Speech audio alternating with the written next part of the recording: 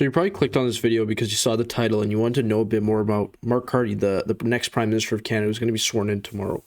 So in this video, I'm going to be breaking down everything about Mark Carney, the good, the bad, and everything that's in between, and so that you guys can make your own decision about whether or not you're going to support this guy or are going to oppose him in the upcoming election. So we're going to start off really quickly with a post from Pierre Poilievre on X. So he says, while the Canadian media is covering up Carney's past, here are the facts about his disastrous record at the Bank of England. So he then cites a source, which is the Telegraph from the UK.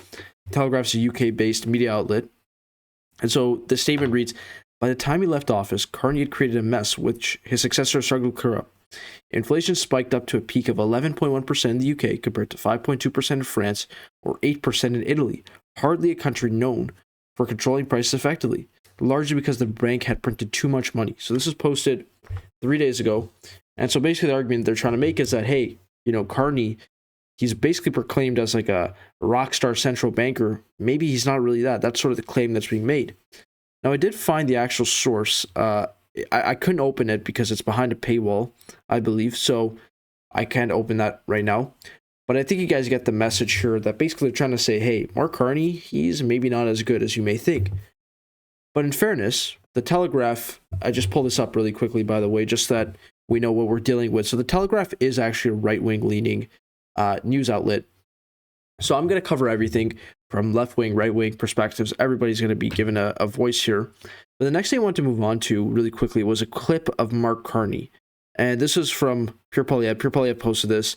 He said, a decade of Carney-Trudeau liberal taxes crushed the paychecks of Canadian families. Now, I think it's important to note here that a decade of Carney-Trudeau liberal taxes, Carney was not in government for the last decade. So this is sort of a false statement from Pierre Poilievre. I just want to note that really quickly.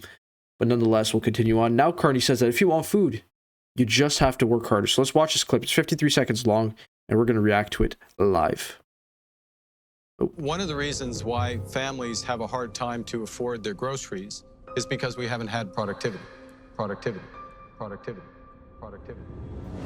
I'm in the process right now looking for a fourth job. Many people are working multiple jobs trying to keep themselves afloat. Hustling. I have like 3 different jobs and I'm in school. Kids who eat like this at a young age, it's like I want to be able to feed them without being nervous or scared. Like I make pretty decent money, but I'm still paycheck to paycheck. And the average family of 4 expected to spend about another $800 for basically the same basket of groceries. People are trying to keep their lights on, pay their rent. We're seeing a record number of working poor. Price of groceries, very high, very expensive. Can't afford gas, food, rent on minimum wage, right? People can barely do it on like $30 an hour. Productivity. Productivity. Okay. Productivity. Productivity. Productivity. Okay. So pretty effective ad. I do have to point that out. It's a pretty effective ad. And so the point they're trying to make in this ad is basically, hey, you know, he's sort of out of touch. He doesn't really know what the average Canadian is feeling. And they're basically saying, yeah, he thinks that productivity is the main issue as to why people can't afford things. But in reality, it's inflation. You know, their wages aren't keeping up. So they're basically trying to paint a picture that Mark Carney is out of touch and doesn't really know what's happening in reality. Now, I will note, though, that what he is saying is not completely false. You could pull up a chart, any chart, and you could see that Canada is the least productive nation in the G7, right behind Japan. So that's not really a good thing. And so it is a valid point that he brings up that we need to target productivity and how that's sort of an issue that Canada's been dealing with. But at the same token, I do think that it's a very valid argument to make that Mark Carney is not really assessing the situation correctly, in the sense that if he's using productivity as a scapegoat to explain the issue with our cost of living and the cost of everything, I can understand the argument that's being made that, yeah, he doesn't really know what's going on in reality. So that's another thing that's been sort of discussed by many people that are critics of Carney, that he's out of touch. So we're going to talk a bit more about that in a second. But first, I want to pull up this USA Today article. And so I know it's pretty ironic that I'm using a USA Today article, considering the fact it's Canadian politics. But nonetheless, we're going to read it. It says, Harvard grad, former banker, what to know about Mark Carney, Canada's next prime minister. And so I'm not going to read through the entire thing. I read through all of it, but I'll just read through the main points that were made. He's going to be the next prime minister. He's going to be sworn in tomorrow, guys, by the way. So today is the 13th of March. It's a Thursday. Tomorrow on the 14th, he's going to be sworn in, I think in the morning, and we're going to cover that. Let me know, should I make a live stream about that, for that entire coverage? Should I make a live stream or should I not? I don't know. Maybe I should. We'll have to take a look at what the reception is from the people in the comment section. But nonetheless, so it says Carney, 59, who served as governor of Bank of Canada from 2008 to 2013. So that's one role that he had. And then governor of Bank of England from 2013 to 2020. Will lead his country when it is locked in a bitter trade war with the United States. Interesting. He's a Harvard grad. He was a hockey player at Harvard. And he was the governor of Bank of Canada during the Great Recession. So that's another big thing that he had. First person to ever head two G7 central banks in history.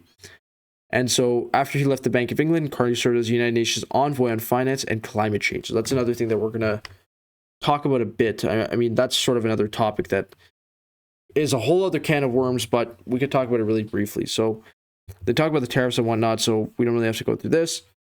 But the main point is, yeah, this guy's pretty educated. I mean, he also went to Oxford. Just really quickly going through his bio right here. We could see right here that he graduated with a bachelor's degree in economics from Harvard University in 1988. He studied at Oxford, where he earned a master's degree in 1993 and a doctorate in 95. So he worked at Goldman Sachs. He was the chairman of Bloomberg. He was the chairman of Brookfield Asset Management, which is another topic that we're going to talk about. And the only thing that we need to discuss related to his political career prior to this is two roles that he had. So in 2019, it wasn't really a role, but in 2019, he was basically just an informal advisor. And by informal, it is extremely informal in the sense that they're not paid anything. They're not within the government. They don't have specific intelligence that the government agencies or anybody in government receives. So they're basically just civilians who are just providing their own advice. That's basically what an informal advisor is in this context. He was an informal advisor during COVID-19, and then he became the chair, and this is a big one. He became the chair of, where is it? Somewhere here. Yeah, well, anyways, he became the chair of chair of the Liberal Party's Economic Growth Task Force in 2024.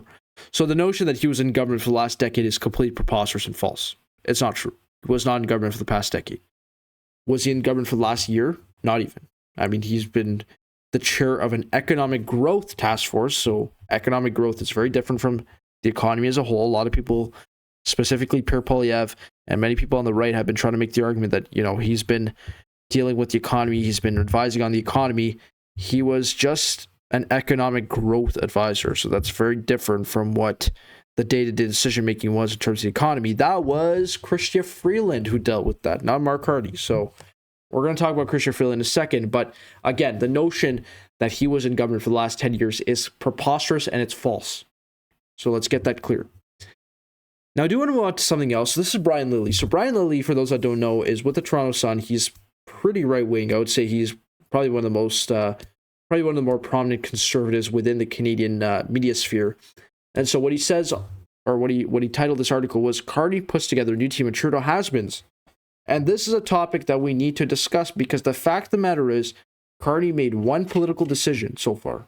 Actually, about two. And that's an informal one, but we're going to get to that in a second. But the only decision he's made so far is who's going to be his chief of staff. At least that's been released publicly. And you know what who he made his chief of staff? None other than Marco Mendicino. So Marco Mendicino, for those that don't know, he was the Minister of Public Safety during the trucker convoy protest. Now, I'm not going to discuss the trucker convoy protest. That's a whole other can of worms. But you guys have your own perspectives on it. I have my own perspective on it. I mean, personally, I think everybody can agree, you know, keeping aside your personal beliefs. So not personally, I guess, but keeping aside your personal beliefs, everybody from the left to the right, to the NDP, to the PPC can agree that Marco Mendicino, the Minister of Public Safety at the time, did not deal with this crisis as he should have. He dealt with it horribly. And as a matter of fact, he actually resigned in disgrace. So Marco Mendicino basically resigned, and he was basically persona non grata within the ministries. And he was someone that they didn't even consider for any other cabinet positions. He basically became a backbench MP. So his career was basically over. And what does Carney do? He basically brings him in as his chief of staff. Now, do I consider that incompetence? Do I consider that stupidity? I don't really know. I don't know what to make of that decision. But one thing I can I can say with certainty is that Mark Carney is not a political player. He's not a seasoned politician.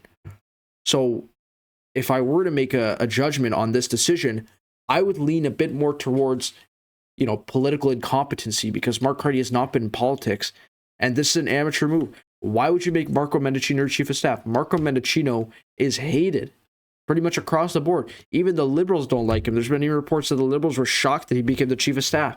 He's not a liked guy. He has some very controversial views. He dealt with situations poorly when push came to shove.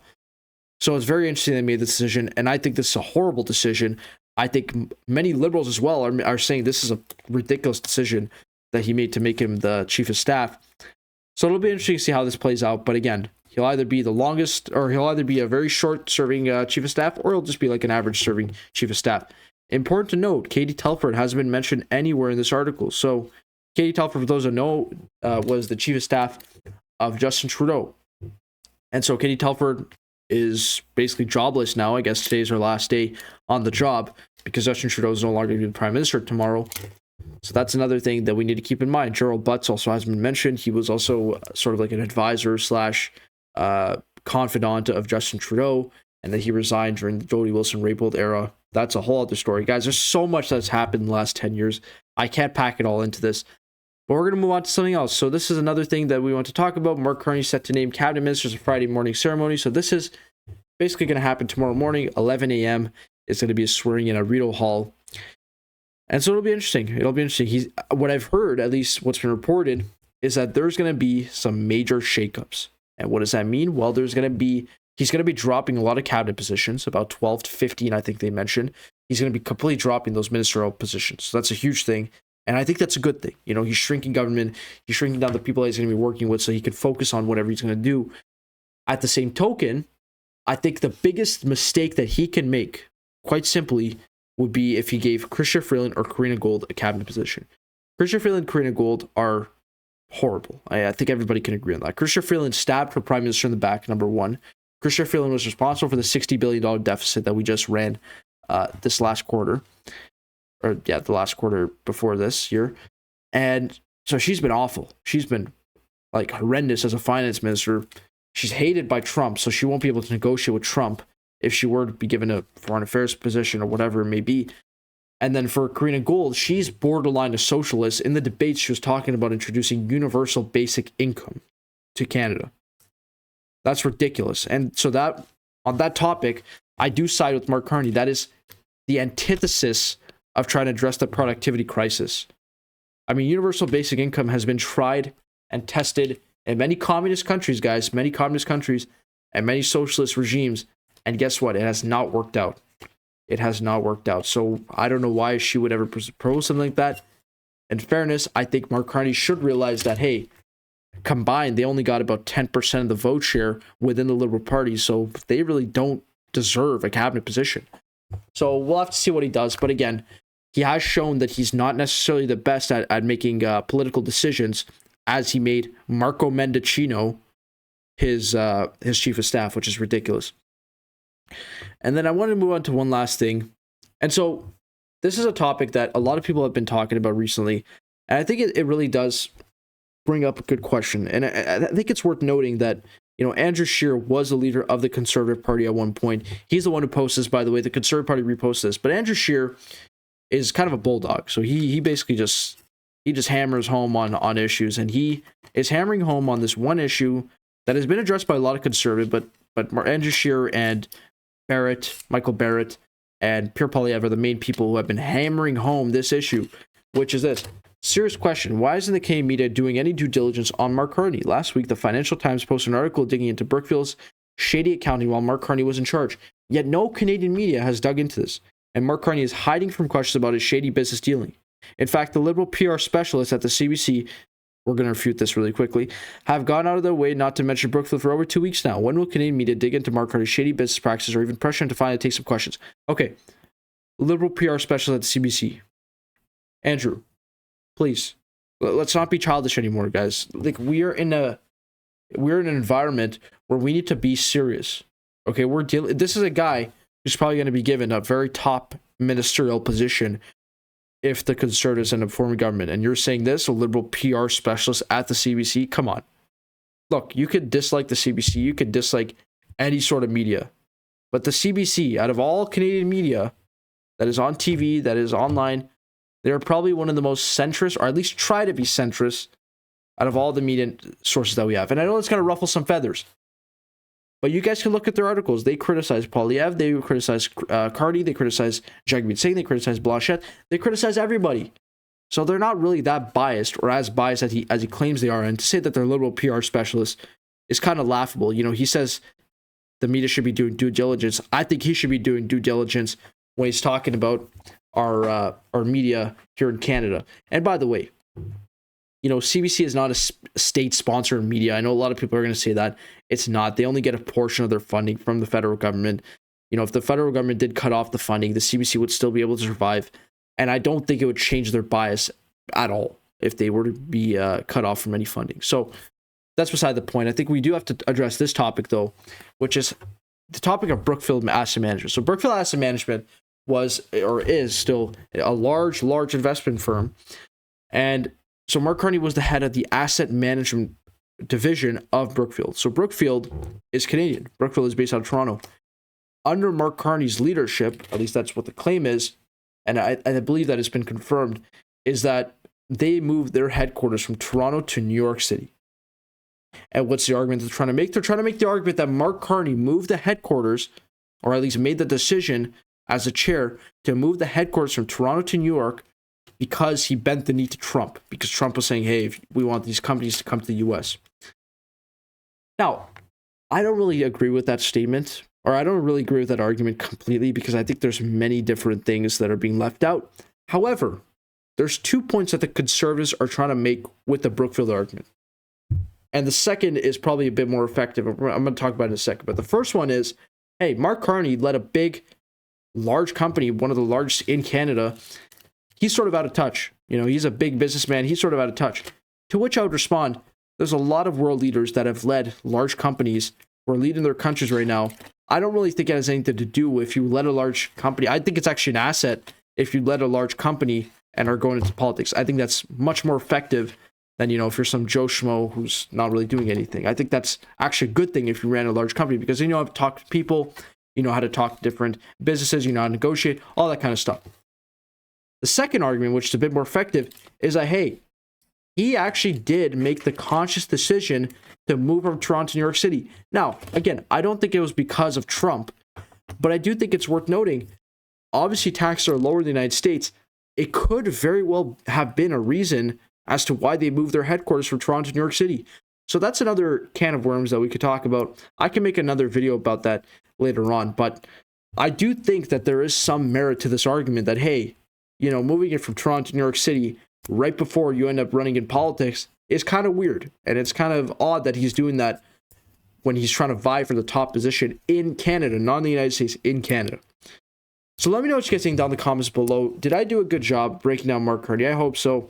But I really do hope that you guys have a better understanding of who this guy is. You know, he is a very smart guy. And I'll do this last thing. I'll end off with this. We're going to do three takeaways, 3 goods, 3 bads about Mark Carney, and then I'm going to end the video. So 3 good things about Mark Carney. He's very well educated. He's a very smart guy. He's objectively much more intelligent than Justin Trudeau. You know, the guy has a PhD, he has a master's. He went to Harvard, he went to Oxford, he did a bunch of stuff that's really difficult to accomplish. Second thing, he's led large transnational corporations. And, you know, some people have issues with that. I would say that's a good thing. If you have some experience with leading a large company, I think that's a pretty good thing if you're running in politics, especially when you're dealing with the economy, which is the biggest issue in this upcoming election. Third thing, and this is probably the biggest one that many people have questions about or have concerns about with Pierre Poilievre, is that Mark Carney is a very honorable person. You know, he has decorum. He doesn't insult. He doesn't go low. You know, he doesn't say liberal PR specialists or conservative PR specialists. He doesn't say that kind of stuff. He's very by the book. You know, he's a very civil politician. And some say that's good. Some say that's bad. I don't know what your view is on that, so let me know in the comment section. Now, in terms of the bad, there's about 3 things I can think of right at the top of my head. Number 1, he will get smoked in a debate against Pierre Poilievre. So if they end up doing a debate between the Liberals, the Conservatives, and the NDP, Mark Carney is in for a huge wake-up call. I mean, that debate will be bad for him. You know, Pierre Poilievre, say what you want about him, he's a very good debater. He's a very, very good debater. So That'll be pretty bad for him, and that's definitely a drawback of Mark Carney. Second thing, and this is a big one actually, is he going to be the guy, who goes to the United States or brings Trump to Canada and really aggressively negotiates a deal that's going to be favorable to Canada? Now, I know he's been very aggressive with this talk when it's related to tariffs and Canadian sovereignty, but at the same token, Trump has basically, everybody that's spoken to Trump, pretty much all world leaders, have bent the knee to him. Keir Starmer is one that comes to mind. Macron has come to mind. Japan, whoever the leader of Japan is, he bent the knee.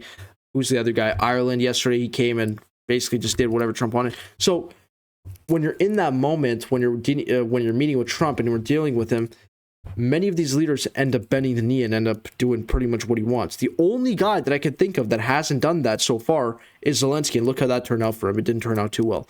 Now, in fairness, I would rather us end up in a situation where the United States hates us, but we still get a favorable deal, or at least don't get any deal at all, rather than just giving the United States whatever they want and just being buddies with Trump. I think that's stupider, and I think that's worse for our sovereignty. I think it's better to just be aggressive and if you piss them off, if you piss off the Americans, if you don't get a deal, who cares? I mean, we could go and seek other partnerships. The third thing I'll mention about Mark Carney, I think I sort of touched on this, was his lack of charisma. He is a very uncharismatic person. He's not a politician, guys. He's not a politician. He's a businessman. Mark Carney's a businessman. He's an economist. He's not a politician. So it's going to be very difficult for him to go into campaign period, knock on doors, and try to get people to say, hey, yeah, I'm going to vote for you because you were the prime minister. And also, hey, you worked at Goldman Sachs. You were the chair of Brookfield. You're chair of Bloomberg. Like, it's going to be hard for him to relate to people. He's not a politician. So it's going to be difficult for him to try to address that issue. Other thing is, he's sort of the worst performer in those debates, touching on that point again. So it'll be interesting to see how that plays out. Again, we don't know when the election is going to happen for sure. It'll probably be called within the next 2 weeks. I'm going to be here to cover it all. So please subscribe and like the video. And again, thank you guys for the support. I will see y'all in the next one.